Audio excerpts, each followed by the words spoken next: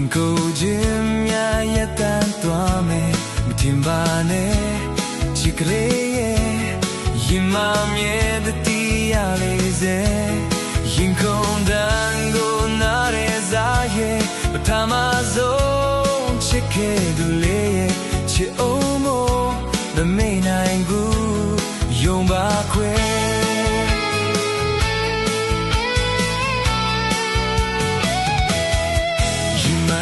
ကလေးရှိဘူးတဲ့မမျော်လေ